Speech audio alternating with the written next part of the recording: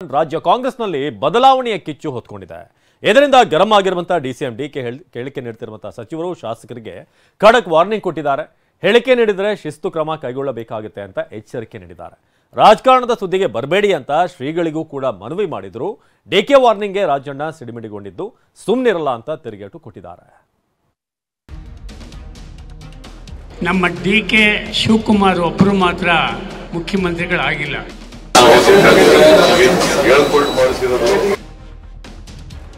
ಇಲ್ಲ, ಇದು ನಮ್ಮ ವೈಯಕ್ತಿಕ, ಬೇರೆ ಯಾರೂ ಹೇಳಿಲ್ಲ. ನಾನು ಎಲ್ಲರಿಗೂ ಕೈ ಮುಗಿತೀನಿ. ನಮ್ಮ ರಾಜಕಾರಣ ಸುದ್ದಿಗೆ ನೀವು ಬರಕ್ ಹೋಗ್ಬೇಡಿ.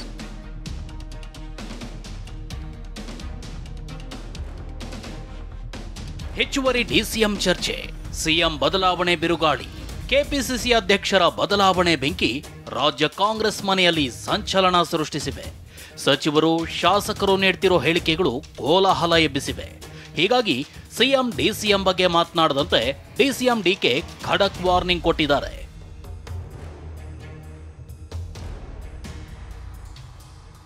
ಸಿಎಂ ಡಿಸಿಎಂ ಹುದ್ದೆ ಬಗ್ಗೆ ಮಾತನಾಡಿದ್ರೆ ನೋಟಿಸ್. ವಾರ್ನಿಂಗ್ ಕೊಟ್ಟ ಡಿಕೆ ಶಿವಕುಮಾರ್ಗೆ ರಾಜಣ್ಣ ತಿರುಗೇಟು.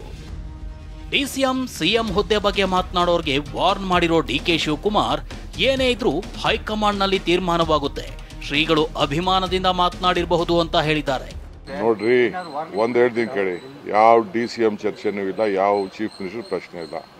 ಸ್ವಾಮಿಗಳು ಅಭಿಮಾನದ ಮೇಲೆ ನನ್ನ ಬಗ್ಗೆ ಮಾತಾಡಿರ್ಬೋದು ಅಷ್ಟೇ. ದಯವಿಟ್ಟು ನಾನು ರಿಕ್ವೆಸ್ಟ್ ಮಾಡ್ತೀನಿ, ಯಾರ ರೆಕಮೆಂಡೇಶನ್ನು ನನಗೆ ಅವಶ್ಯಕತೆ ಇಲ್ಲ. ನಾವು ಮಾಡಿರೋ ಕೆಲಸಕ್ಕೆ ನಮ್ಮ ಪಾರ್ಟಿ ಹೈಕಮಾಂಡು ತೀರ್ಮಾನ ಮಾಡ್ತದೆ.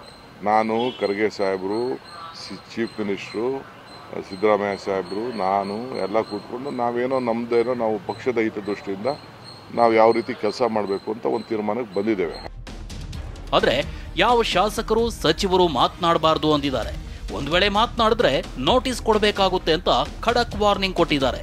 ಇದಕ್ಕೆ ತಿರುಗೇಟು ಕೊಟ್ಟ ರಾಜಣ್ಣ, ನೋಟಿಸ್ ಕೊಡ್ಲಿ, ನಾನು ಉತ್ತರಿಸ್ತೀನಿ ಅಂದಿದ್ದಾರೆ.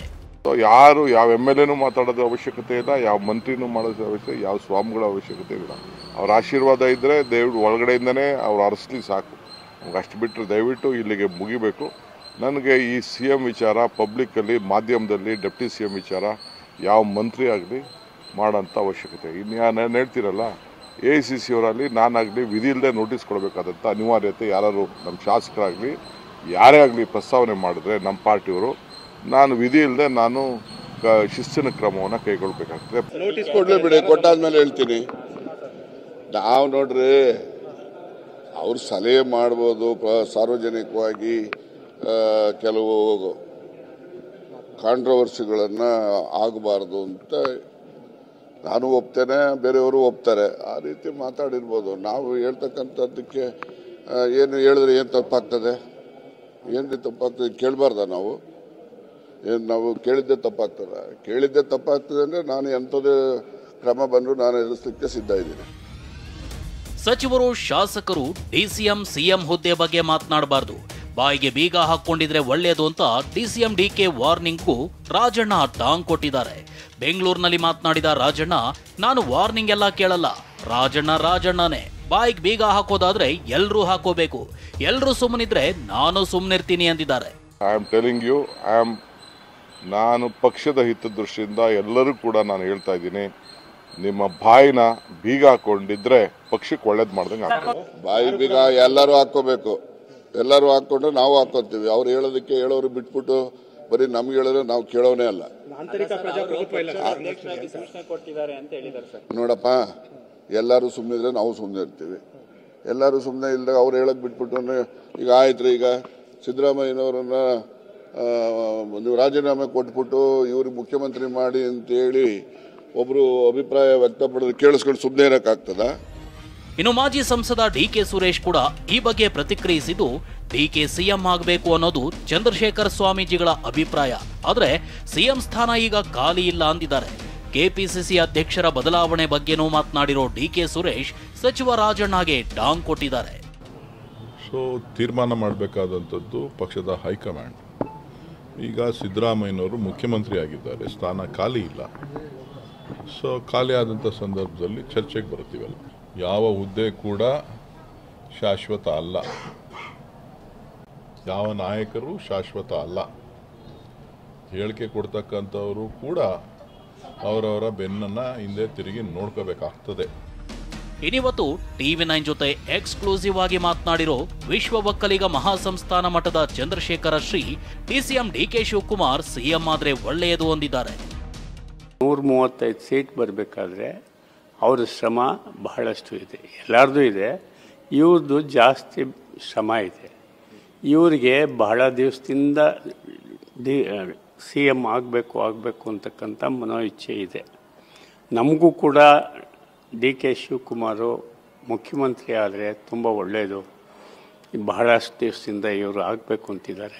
ಸಿದ್ದರಾಮಯ್ಯನವರು 5 ವರ್ಷ CM ಆಗಿ ಊಟ ಮಾಡಿ ಇನ್ನೂ 1 ವರ್ಷ ಅವರು ಊಟ ಮಾಡಿರೋದ್ರಿಂದ ಅವ್ರ ದಯೆ ತೋರಿಸಿ ಇವರಿಗೆ CM ಆಗೋದಕ್ಕೆ ಅವಕಾಶ ಮಾಡಿಕೊಡ್ಲಿ ಅನ್ನೋ ದೃಷ್ಟಿಯಿಂದ ನಾವು ಅಲ್ಲಿ ಹೇಳಿದ್ದು ನಿಜ.